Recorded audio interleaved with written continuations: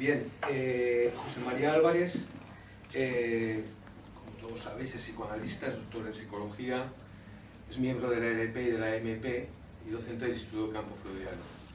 Bien, el libro que vamos a presentar, Estudios sobre la psicosis, es la tercera edición, la tercera edición que se hace, que se realiza. Bien, la primera edición hace 7 años la presentamos en Valencia, en la Casa del Libro, y 7 años después, bueno, José María ha ido trabajando durante estos 7 años y ha reescrito este texto. Ha reescrito el texto y ha introducido 3 capítulos nuevos dentro del texto, de los cuales iremos hablando a continuación. Bueno, ¿qué decir del libro? Yo fui documentalista en algún tiempo y entonces como documentalista yo siempre miro los libros por el final, ¿vale? Entonces lo que, a diferencia del primer texto que era este, ¿vale? En este segundo, bueno, al mirarlo por detrás dije, uy, ¿esto qué es? ¿Vale? Un índice onomástico de todos los autores que se citan y un índice de términos y materias. Es decir, digamos que para un documentalista, para un bibliotecario, esto es un tesoro. Pero para alguien que quiera estudiar la psicosis, que quiera estudiar este libro, porque esto es un libro de trabajo, es decir, esto no es un libro que se lee del tirón, ¿no? Es un libro que tenemos que ir leyendo poco a poco, ¿no? Es, bueno, muy útil, yo creo que es muy útil. Entonces yo creo que este es uno de los aciertos, bueno, por lo que yo creo que hay que felicitarte, ¿no? Porque además está... bueno, por las palabras clave, con toda la paginación, creo que es muy importante y un gran esfuerzo. Es decir, esto es un esfuerzo gigantesco.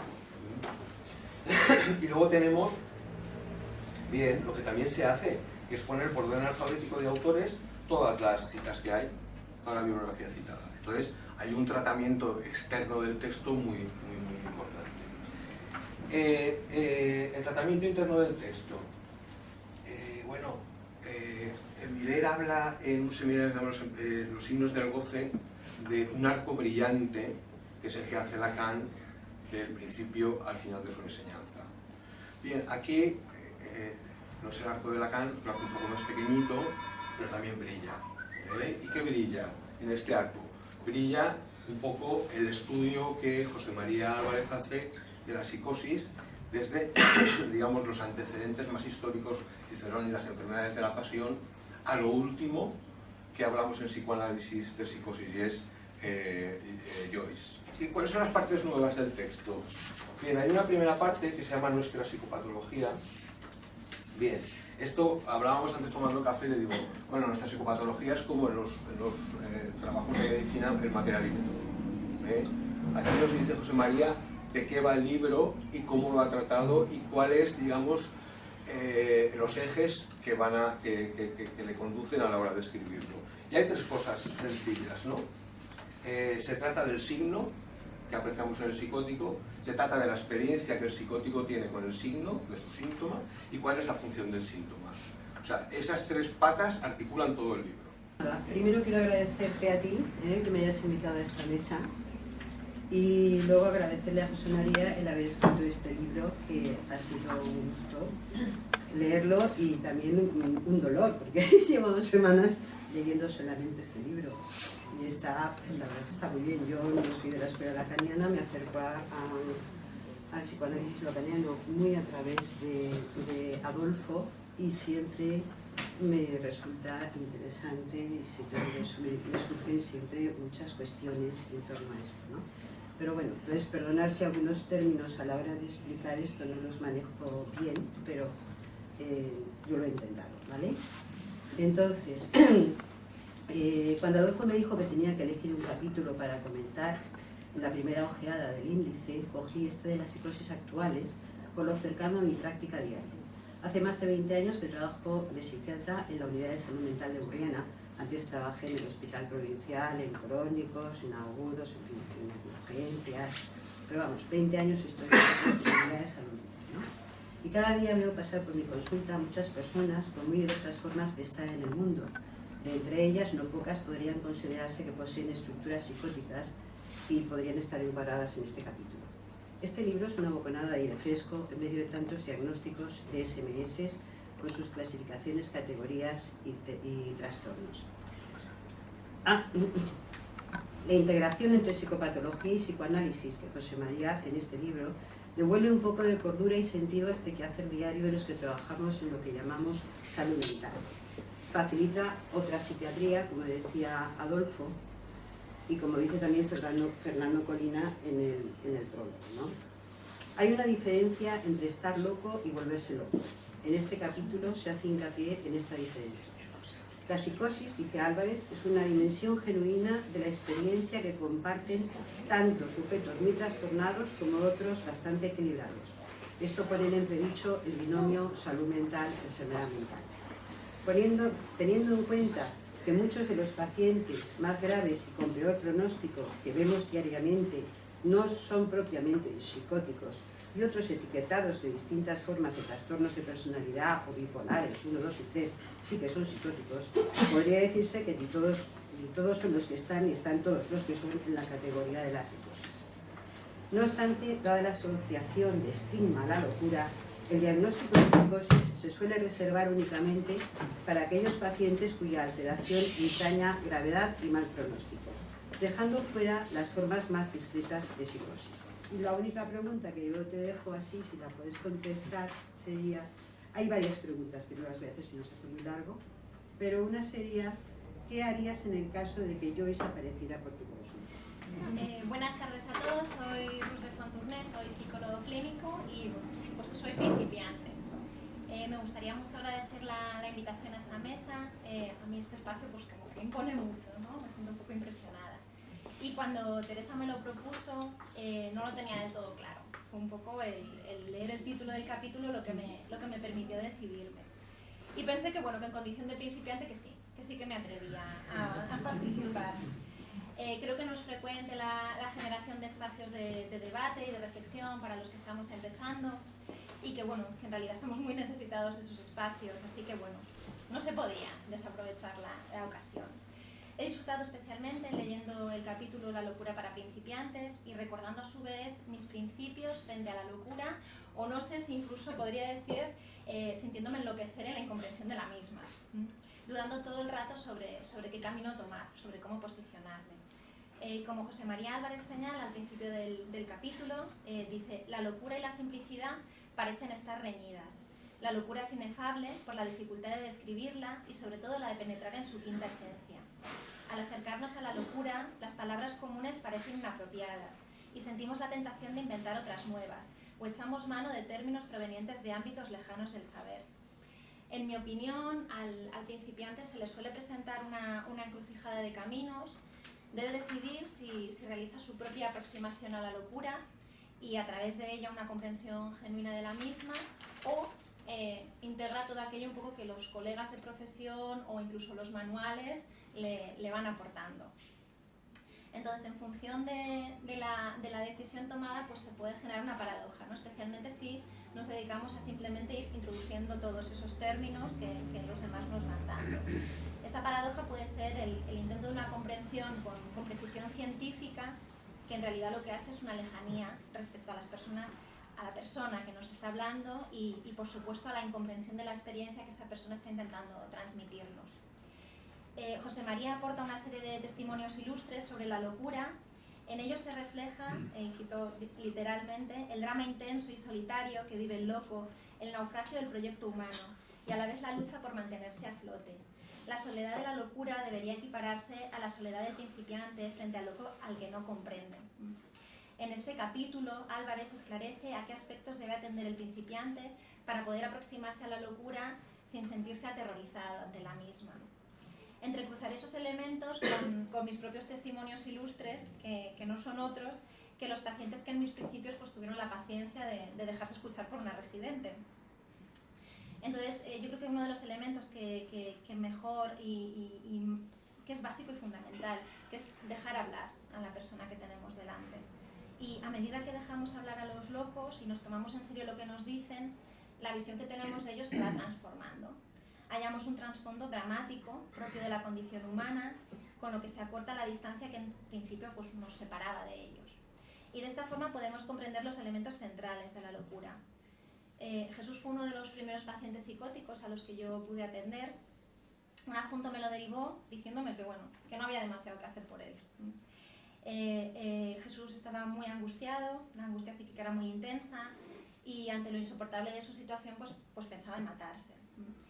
Y este adjunto que me lo derivó me dijo: es una muy buena ocasión para aprender. Claro, yo, aterrorizada, le dije: bueno, ¿y qué hago, ¿no? ¿Qué hago con este paciente? Y este adjunto, con toda calma, me contestó: escúchalo. Y efectivamente hice eso, escuché y acompañé a Jesús en su soledad todas las semanas durante más de un año, pudiendo entender su drama, un drama que tiene elementos, ¿no?, que son los que José María refleja en este capítulo, relacionados con el saber y la verdad. La certeza es el elemento esencial de la experiencia de la locura. José María cita a Nietzsche en uno de sus últimos escritos, cuando dice: no es la duda, es la certeza lo que hace locos a los hombres. La certeza, certidumbre o convicción refleja la forma en la que el loco se relaciona con el saber y la verdad. Y esto incluye la posesión de la verdad, se distingue de las creencias o de las opiniones, se convierte en un saber auténtico, en un saber indeleble, en la verdad por excelencia.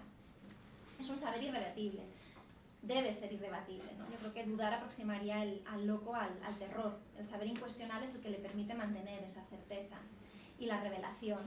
Es al loco a quien ha sido revelada la verdad, por ello no todos la conocen.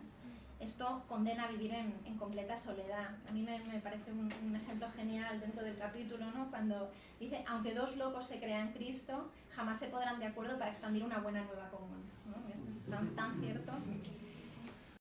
La verdad es que cuando he escuchado, leí la palabra suplencia, la he vuelto a escuchar, entonces me ha resonado como un eco y digo, eso es.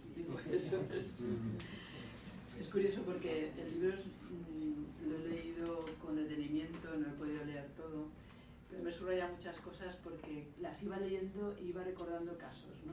Iba recordando la vida cotidiana en el centro de salud mental, ¿no? Aparecían, pues eso, Julián, aparecía Jesús, aparecían otros pacientes, ¿no?, Amparo, que has dicho tú, ¿no?, o otros pacientes que compartimos. Y es curioso porque en mi trabajo me envían los pacientes muchas de las veces para que me invente algo, porque no funciona lo que se está haciendo. Es decir, que o no se quiere tomar la medicación, o la medicación no hace el efecto esperado, o la psicoterapia por la palabra no es tampoco suficiente, y el paciente pues permanece en ese estado de aislamiento, de soledad, de dificultad para hacer lazo social, ¿no? Y bueno, yo aterricé hace muchos años en el hospital psiquiátrico y venía de las Bellas Artes y me enganchó la psiquiatría y no estaba previsto en mi vida, es decir, algo de locura había en esa decisión y me quedé allí, y a los pacientes a veces bromeando he dicho: bueno, a mí jamás me dan el alta, o sea que yo estoy aquí con vosotros para seguir. Yo ando siempre buscando ese diálogo, ¿no?, entre el mundo que provenía del arte y la terapia, que era el otro mundo en el que estoy inscrita desde hace muchos años. Y bueno, apareció en un tiempo relativamente corto, desde que empecé en el hospital, la palabra arteterapia, ¿no? Y entonces empecé a investigar sobre eso y continúo. Es decir, es algo que está ahí como de mucho interés, porque en la clínica de cada día lo que yo veo que ocurre con estos pacientes complicados, difíciles, solitarios, que no se curan, que cuando hay una oportunidad de hacer algún tipo de producción artística, es como una oportunidad, es decir, una oportunidad también para el terapeuta y una oportunidad para el paciente, ¿no?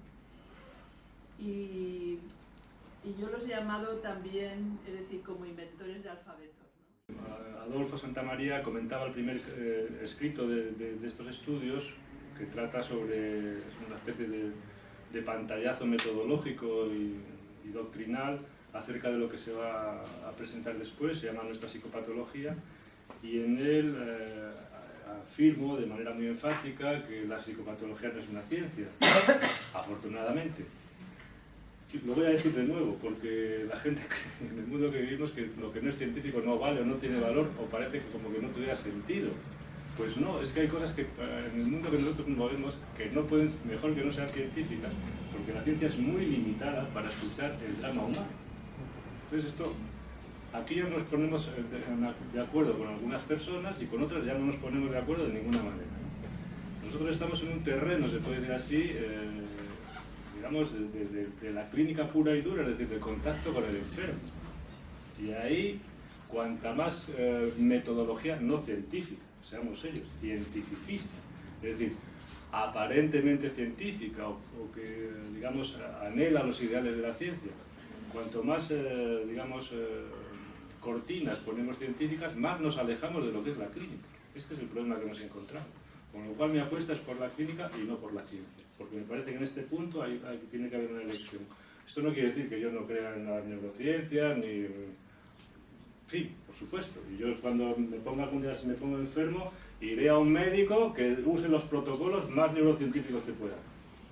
Pero si me pongo de los nervios, desde luego no hay alguien que use protocolos científicos, porque no me servirá para nada. Entonces, el punto de vista nuestro tiene mucho que ver con la historia. La historia de la que nosotros hablamos es una historia viva. Es una historia viva porque trata de responder a los problemas y a los callejones sin salida de hoy. Hay muchos autores, algunos incluso con cierto nombre, que usan en sus escritos a veces demasiados nombres y demasiadas fechas. Y lo usan únicamente para parecer eruditos o incluso para justificar sus propios argumentos a la hora de sostener incluso hipótesis neurobiológicas. No voy a dar nombres, pero son algunos muy conocidos. No se trata de eso. Cuando nosotros hablamos de Kraepelin, de Bleuler o de otros autores, lo que nos interesa no es que lo dijera Bleuler, sino qué dijo, en qué contexto lo dijo y qué de eso yo puedo extraer para mi trabajo de hoy. Porque, y aquí respondo a lo que planteaba Rosé, con mucho acierto, en el ámbito que nosotros nos manejamos, la experiencia no se aprende. Se necesita un tiempo de maduración, un tiempo de comprender. Y a poder ser un tiempo de comprender en buena compañía, una compañía incluso en un diván, para poder entender ciertas cuestiones que tienen que ver con nuestro trabajo, con nuestra angustia y con nuestra propia cobertura defensiva. Entonces, la experiencia que nos pueden aportar personas que estuvieron toda una vida entera dedicadas a la locura en los manicomios, como Bleuler, por ejemplo, que se mencionaba ahora, que vivió con su familia en Reinau, después en el Bulgösli, como el doctor Weber, que trató al doctor Schreber, y vivía con la familia en el propio manicomio de Sonnenstein, etc. Gente que tenía un contacto muy directo con la locura y que te pueden aportar de primera mano cosas que nosotros ahora, aunque podamos leer, tardaremos mucho tiempo en asimilarlas, porque son conceptos muy densos. Es lo mismo que la experiencia que tienen algunos lectores de la tragedia griega, que la pueden leer, pueden conocer muy bien a Esquilo o a Sófocles, pero madurar, entender todo eso les lleva muchos años, porque son materias muy densas, y la locura es una materia, y la experiencia humana, la condición humana es una materia muy densa. Con respecto a lo que planteaba Adolfo, signo, experiencia y función son tres lámparas que, digamos, enfocan determinados hechos. Discutiríamos ahora si nosotros observamos, si vemos hechos, o como decía Nietzsche en los escritos póstumos, solamente hay interpretaciones y no hay hechos. El positivismo dice naturalmente que hay hechos, y él responde, no hay hechos, hay interpretaciones. Bueno, probablemente nos pongamos de acuerdo que al construir un lenguaje semiológico y poder hablar, por ejemplo, de fenómeno elemental, de excitacismo, de alucinación verbal, al poner toda esta especie de, al recrear todo este tesoro del lenguaje, nos podamos poner de acuerdo para discutir y para nombrar y para colonizar ciertos terrenos de real. Perfecto. Pero eso es insuficiente. El signo, la semiología, el objetivo es muy insuficiente. Tan insuficiente como lo que acaba de decir ahora Ana Hernández cuando plantea algo que es de qué manera la pintura o la escritura de los locos era usada durante el siglo XIX, y ella cita a Rodríguez Lafort y a otros autores, era usada para hacer diagnósticos. Pero esto tiene muy poco interés. Hay un libro de un filólogo francés que sabe más de la locura que muchos de nosotros, se llama Juan Rigoli y él escribe un libro, publicó un libro bastante amplio que se llama Leer el delirio, donde explica de qué manera los autores franceses, desde Esquirol, pasando por todos los grandes pensadores de la clínica francesa, usaron especialmente los escritos de los locos para hacer semiología. Pero nunca se preocuparon de que esos escritos podían servir a los locos para curarse, que es el punto al que ella hablaba antes. Y naturalmente en eso estamos de acuerdo, porque la cuestión fundamental es que todo el plano de la objetividad, del lenguaje común que nos aporta la semiología, es muy limitado. Uno leyendo a Jaspers no va muy lejos. Y leyendo a Kraepelin, por más brillante que sea, o incluso a Seglas, que es aún más brillante, tampoco va muy lejos. Porque si no entra, se puede decir así, en el departamento más importante de esa casa, que es, digamos, el departamento, la habitación de la subjetividad, con la objetividad no va muy lejos. Entonces tiene que entrar en otro aspecto, en otro ámbito, que es el ámbito de la experiencia. Porque no es lo mismo que a un sujeto le llamen, oiga una voz con un insulto, que oiga o que otro sujeto tenga una experiencia con la misma voz y con el mismo insulto distinta. Y ahí entramos ya en un ámbito donde la semiología y la objetividad nos sirve para ponernos de acuerdo, acercarnos, se puede decir así, al foco que nos interesa estudiar, pero si no entramos en el terreno de la experiencia, es decir, la afectación que para cada sujeto tiene lo que le está pasando, nos perdemos, digamos, el 80%, se puede decir así, del fenómeno y de la observación de ese fenómeno. Y naturalmente después, claro, a este plano, se puede decir así, de la subjetividad, al que entramos por el lado de la experiencia, de lo que es singular, de lo que solo es de cada uno, entendemos que hay que acoplar la última lámpara, que la podemos resumir así, que es una lámpara funcional, es la lámpara de la función, de para qué le sirve al loco lo que está inventando. Porque aquí ya nos desmarcamos en este punto completamente de lo que hemos llamado antes el discurso cientificista de las neurociencias, donde lo que priman son las enfermedades sobre los enfermos. Yo ahora estoy haciendo un trabajo, espero terminarlo en un par de meses, un libro sobre la neurosis, donde me he entretenido muchísimo en un capítulo que no acabo de escribir porque no me acaba de gustar y no paro de romperlo y de volver a escribir, sobre la diferencia entre la neurosis obsesiva y la melancolía. He leído, hay mucho publicado sobre esto, mucho, es uno de los grandes temas de debate siempre en la clínica, pero he tenido que leer todo lo que se ha escrito recientemente, sobre todo desde hace 30 años, en la literatura british, en las revistas inglesas, en las revistas americanas, acerca de lo que se llama el espectro TOC y de todo lo bipolar y de las relaciones que ellos, ahora ya no se dice, entre la neurosis obsesiva y la melancolía, que era como lo planteaba Seglas o Kraepelin, etc., como lo planteaba Freud, naturalmente, sino que ellos lo plantean las diferencias o las similitudes entre el TOC y la esquizofrenia. Entonces ahí hay un galimatías inmenso, que a veces se resuelve simplemente echando mano de un buen manual de, por ejemplo, Seglas, y saber distinguir una idea obsesiva de una idea delirante, ¿no? No digo que no lo sepan distinguir, digo que si solamente lo quieren distinguir por la textura, es decir, por la semiología, uno se pierde completamente. Porque no es el fenómeno, no es el texto, ahí, es la experiencia que el sujeto tiene con eso. Es el sentido que le da todo eso. Es la función que le da todo eso. Y ahí hay unas diferencias inmensas. Lo que es un delirio como tal y lo que es una idea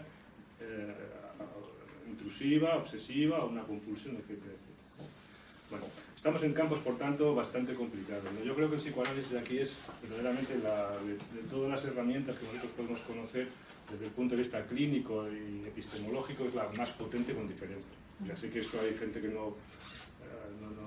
lamentablemente el psicoanálisis está fuera de la formación académica de los estudios de psicología, pero bueno, volverá de nuevo, porque estamos en un movimiento pendular y cuando se satura de un lado se vuelve hacia el otro.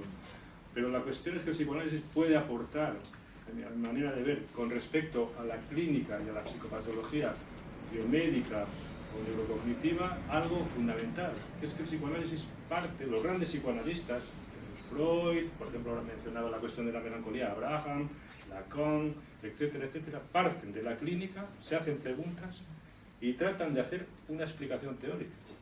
Y se puede decir así, el foco, la pregunta se suscita siempre en ¿pero qué está pasando aquí? ¿Cómo entiendo yo? ¿Por qué este sujeto tiene este ritual y no este otro? ¿Por qué oye tal y no oye otra cosa? ¿Cómo lo explico esto? vamos de la clínica a la teoría. No vamos de la teoría a la clínica. Ahora mismo se está yendo de la teoría a la clínica en muchos ámbitos. Por eso hay todo este jaleo en algunos sectores, ¿no? Eso por una parte. Y por otra parte, el psicoanálisis es muy superior desde el punto de vista heurístico e interpretativo en la medida en que parte de lo patológico, porque los psicoanalistas somos clínicos, y lo llevamos a la explicación de lo normal también. No hay en Freud una separación de lo que es lo patológico de lo que es lo supuesto normal. Hay todo un arco donde lo patológico y lo normal se reúnen. ¿Qué nos enseña Joyce a este respecto? Pues Joyce lo que enseña es que hay locos que no están tan locos, que lo están, y no están tan locos como el doctor Sreva, o como Hermé, no deliran, no pasan por los manicomios, y sin embargo tienen un punto filipino, y dices, es muy frágil este hombre, no hay que moverlo demasiado. Joyce consultó con Jung, que fue un psiquiatra portentoso hasta que se chifló y se dedicó a la mística, pero era un hombre muy bien educado, era adjunto de Eugen Bleuler en Suiza, con una formación extraordinaria, con una capacidad, ha escrito una tesis doctoral muy buena sobre la demencia precoz, y luego empezó a interesarse por Freud y por el psicoanálisis.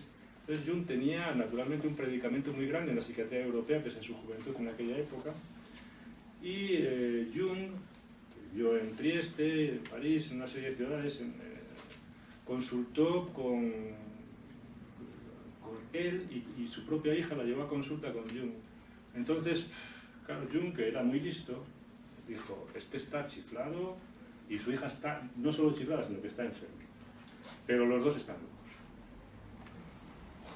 Donde él flota gracias a la escritura, ella se hunde en el fondo del río, fíjate, ya coge la metáfora de Finnegan's Wake, ¿no?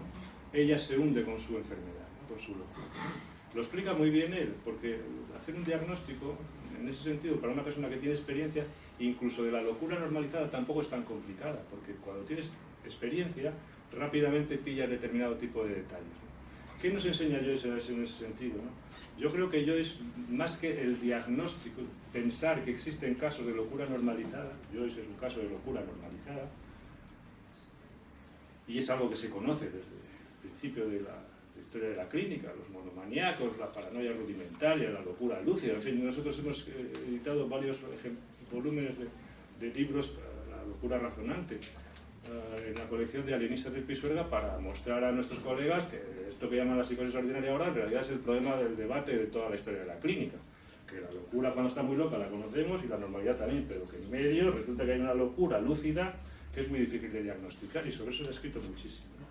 Pero Joyce, más que la cuestión del diagnóstico, que como digo, Jung captó inmediatamente, lo que a mí me interesa de Joyce principalmente es el asunto de la terapéutica. Es decir, ¿cómo? Porque lo que enseña Lacan, me parece a mí, cuando coge a Joyce, enseña algunos elementos para mí fundamentales, pero lo que me hace pensar más, lo que más me gusta, es el sálvate como puedas.